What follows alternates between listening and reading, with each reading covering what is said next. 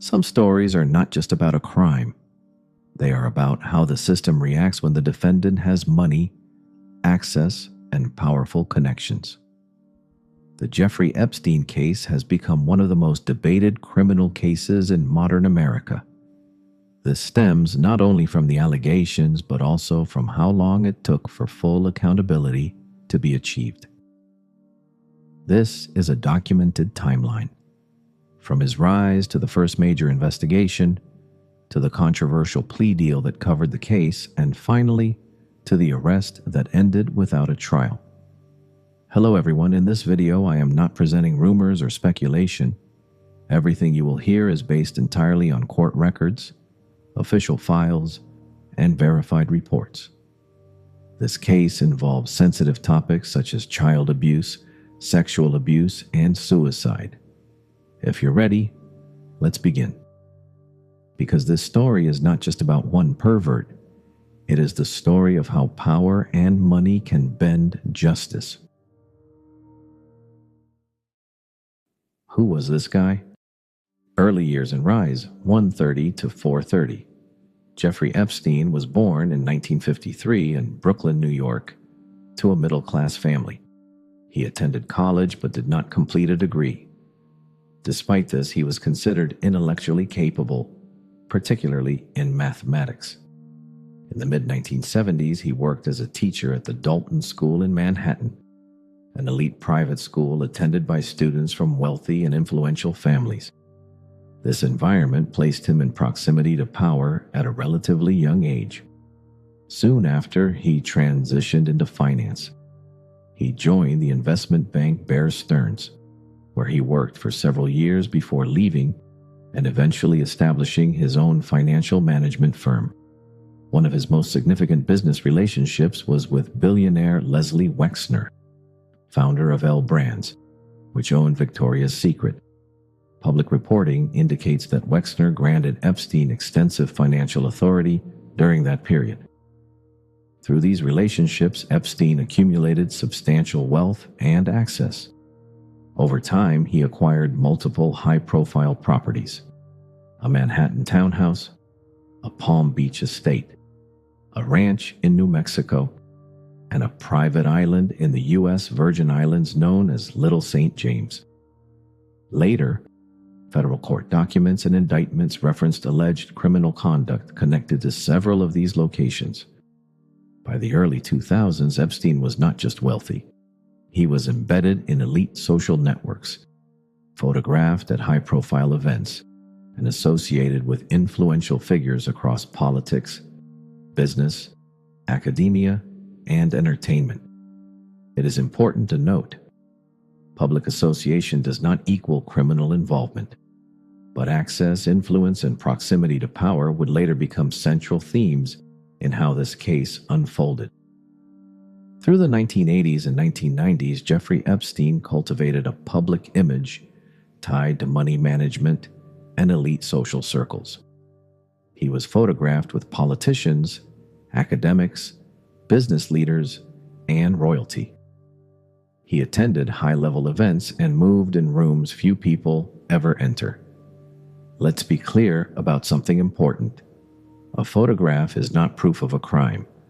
Social proximity is not legal guilt, but access matters, because access changes how people treat you. It influences how institutions respond, and sometimes it affects how quickly consequences arrive. During this period, Ghislaine Maxwell became closely associated with Epstein. Her role within his social and operational environment was widely reported. Years later, she would be convicted in federal court for her involvement in recruiting and facilitating abuse. By 2005, the situation shifted dramatically. In March of that year, Palm Beach police began investigating after a parent reported that her underage daughter had been taken to Epstein's mansion. According to the complaint, she was paid $300 for what was described as a massage, but it was alleged that she was subjected to sexual misconduct. This was no longer rumor. It was a police report. The investigation expanded rapidly. Authorities identified numerous teenage girls, many of them minors, some as young as reported in official documents. Police determined that under the label of massage, underage individuals were being brought to the Palm Beach residence. Later, federal documents indicated that some were recruited through a referral system, encouraged to bring others in exchange for payment. Witness accounts repeatedly referenced the same pattern. The FBI became involved. Internal federal materials later showed that dozens of potential victims were identified during the broader investigation. At this stage, the case had moved beyond local suspicion. It had become a structured federal inquiry, and the evidence collected was significant. But then the legal battle began. Epstein assembled a powerful defense team, including prominent attorneys such as Alan Dershowitz and Ken Starr. Their objective was clear: challenge the scope of the investigation, push back against federal prosecution, and negotiate. By 2006, prosecutors faced a decision: proceed with a full federal indictment or enter into negotiations. They chose to negotiate, and the agreement that followed would become one of the most controversial plea arrangements in modern American legal history. By 2008, the investigation had reached a critical point. Federal prosecutors in Florida, led by Alexander Acosta, were faced with mounting evidence gathered by the FBI and local authorities. More than 30 potential victims had been identified. Federal laws regarding sexual abuse and the interstate transportation of minors were in play. Yet no federal indictment was ever filed. Instead, negotiations intensified behind closed doors. In 2008, Jeffrey Epstein reached a plea deal in Florida state court. He pleaded guilty to 2 charges: procuring a person under 18 for prostitution and solicitation of prostitution. The sentence imposed was 18 months.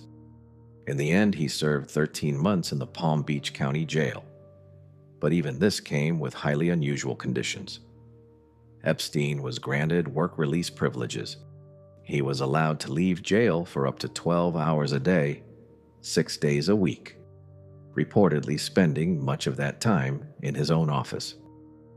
To critics, this outcome bore no resemblance to the scope of the allegations. At the center of the controversy was the Non-Prosecution Agreement, NPA, negotiated between Epstein's legal team and federal prosecutors. This deal did more than just reduce the penalty. It shielded Epstein entirely from federal prosecution, granted immunity to potential co-conspirators, including some named individuals, and was kept secret. Victims were not informed of the agreement before it was finalized, a failure that years later was ruled a major violation. In 2019, federal judge Kenneth Mara determined that prosecutors had violated the Crime Victims' Rights Act by failing to properly notify victims.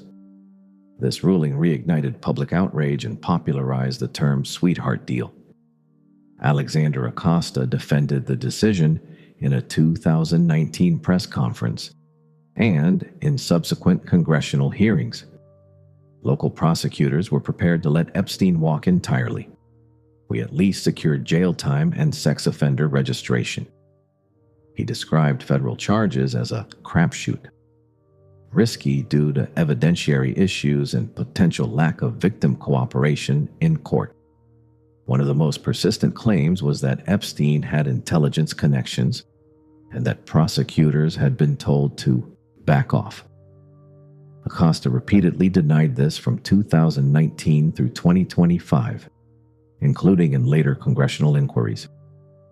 I was not aware of any intelligence connection, and I received no such directive. If one had existed, procedures would have been triggered. To date, no official document has confirmed intelligence involvement. Legally, the case was resolved. Epstein was registered as a sex offender, but in the public eye, he was merely contained. He returned to private life, and for years no broader federal reckoning took place. The story did not end here. It was only paused. After serving 13 months in jail, Jeffrey Epstein returned to private life. He resumed travel, he resumed social appearances, and he continued moving within elite international circles.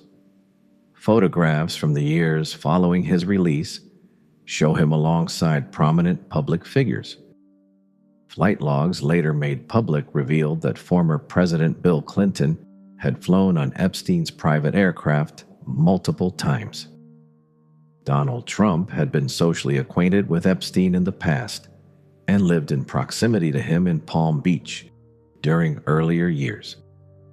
Prince Andrew was photographed with Epstein and later faced civil allegations connected to the case. Bill Gates acknowledged meeting with Epstein after his 2008 conviction. Ehud Barak and Naomi Campbell were among other public figures whose names appeared in media coverage related to Epstein's social orbit. It is important to state clearly, public association does not equal criminal liability. Being on a flight log does not automatically imply knowledge of criminal conduct. However, these associations intensified public scrutiny because the question was no longer only about Epstein. It was about the environment around him. Meanwhile, civil litigation began to gain traction. Among the most prominent voices was Virginia Giuffre. She alleged that she had been recruited as a minor and trafficked to powerful individuals. Her claims led to multiple legal actions, including a high-profile civil case involving Prince Andrew, which was later settled out of court without admission of liability.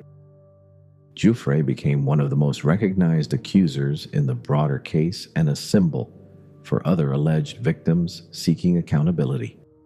During these years, the Epstein case existed in a strange legal space, not fully closed, not fully active. Journalistic investigations, particularly in the late 2000s, revived public attention. Civil lawsuits continued, but no new federal criminal trial was initiated during this period. This gap between public suspicion and federal action deepened distrust, and the longer it lasted, the larger the story became. In 2019, the case exploded again, this time at the federal level. On July 6, 2019, Jeffrey Epstein was arrested at Teterboro Airport in New Jersey upon returning from France on his private jet. The arrest was carried out by the FBI and the New York Police Department. The U.S. Attorney's Office for the Southern District of New York, SDNY, filed an indictment in Manhattan Federal Court on 2 serious charges: sex trafficking conspiracy, sex trafficking of minors. According to the indictment, the crimes occurred between 2002 and 2005. Epstein allegedly recruited dozens of underage girls, some as young as reported in court documents, at his residences in New York and Florida under the guise of massage, paid them hundreds of dollars, subjected them to sexual misconduct, and used them to recruit others. This created a broad network and involved transporting minors across state lines. Prosecutors referred to dozens of minor girls, supported by new evidence that went beyond the 2008 agreement. The language was clear and direct. The charges were severe.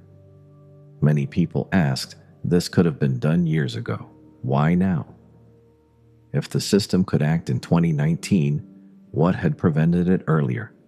That question still echoes. This question has never fully disappeared. Following his arrest, Epstein was held at the Metropolitan Correctional Center, MCC, New York, a federal facility in Manhattan. On August 10, 2019, he was found unresponsive in his cell. The New York City Chief Medical Examiner officially ruled the cause of death as suicide by hanging. But the story did not end there. In 2023, the U.S. Department of Justice Office of the Inspector General released a detailed report examining the circumstances of his death. The report documented numerous and serious failures inside MCC, chronic staffing shortages, overburdened correctional officers, failure to conduct required 30-minute checks, faulty record keeping, malfunctioning or inoperable security cameras, Epstein being left alone in his cell despite prior suicide watch. Later, 2 correctional officers were charged with falsifying records. They entered deferred prosecution agreements. The FBI conducted a separate investigation and found no evidence of criminality in Epstein's death. The medical examiner's findings included injuries such as fractures to the hyoid bone and thyroid cartilage. Such injuries can occur in hanging deaths, particularly in older individuals. However, Dr. Michael Baden, a forensic pathologist hired by Epstein's family, publicly raised the possibility of homicidal strangulation. Chief Medical Examiner Dr. Barbara Sampson maintained that the injuries were consistent with suicide. The Inspector General's report concluded there was no evidence supporting murder. Thus, the official finding remains: suicide. Nevertheless, institutional failures are part of the record. Security lapses, negligence, and procedural violations created the conditions that allowed Epstein to be left alone and unobserved. The combination of these factors fueled public distrust. Conspiracy theories spread rapidly. Many claimed he had been silenced. No official investigation has yet confirmed that claim. Legally, the criminal case ended with his death. However, civil lawsuits continued. In the early 1990s, Ghislaine Maxwell entered Jeffrey Epstein's life. Maxwell was not just a socialite. She was the daughter of British media mogul Robert Maxwell. She had grown up in elite circles, politics, business, international connections. Epstein, on the other hand, had money, a considerable amount of money. However, his social status acquired through inheritance was far less. Their partnership appeared to bring together 2 different forms of power: access and wealth. After Robert Maxwell's death in 1991, Ghislaine moved to New York. Her relationship with Epstein deepened during this period. In public, she was frequently described as his close friend and social connector. Years later, federal prosecutors alleged that Maxwell played a direct role in recruiting underage girls for Epstein and facilitating abuse. In 2021, she was convicted in federal court on charges related to sexual abuse. In 2022, she was sentenced to 20 years in prison. She is currently incarcerated and has been transferred to a low-security facility, a move that sparked controversy. This conviction legally established her involvement in the crimes. However, the earlier phase of their relationship raises a broader question. Was this just a friendship, or was it a strategic alliance between influence and wealth? Epstein was killed before he could stand trial. The charges were never tested in front of a jury. The full extent of what he knew, and what might have come out in open court, remains unknown. What is documented is this: there was a federal indictment. An arrest took place. There were serious institutional failures, and a death occurred that prevented a public trial. The case was legally closed, but it was never closed in the public eye. The Epstein case did not end here. On the contrary, the real major developments happened in recent years. In 2024, some documents from the Giuffre versus Maxwell case were unsealed, but the real bombshell exploded in 2025 to 2026. With the Epstein Files Transparency Act, the Department of Justice released millions of pages of documents to the public. Flight logs, emails, photographs, videos. In total, more than 3.5 million pages, thousands of images and videos. These documents brought familiar names back into the spotlight, revealed new connections, and caused some individuals to lose their careers and titles. but there are still redacted pages, withheld sections, and no official client list has been released. The voices of the victims continue to echo. The loss of figures like Virginia Giuffre deeply affected us. Ghislaine Maxwell remains in prison, and the accountability process is ongoing. This story is far more than the rise and fall of one man. It tells how wealth, power, and connections can delay justice, and how it exposed the holes in the system. Hundreds of young girls had their lives destroyed. Their pain is the strongest reason for the pursuit of justice. I hope these documents bring real reckoning, but what we have seen so far is still not enough. I'm ending the video here because the truly deep part is just beginning. The shared documents, newly emerging names, detailed analyses, and the striking truths that come out of these files. In the next video, we will examine the most important parts of these millions of pages, the names and the connections one by one. To not miss that video, don't forget to subscribe, turn on the bell icon, and write in the comments which documents or names you want explained in more detail. What do you think? Will these documents truly bring justice? Share in the comments.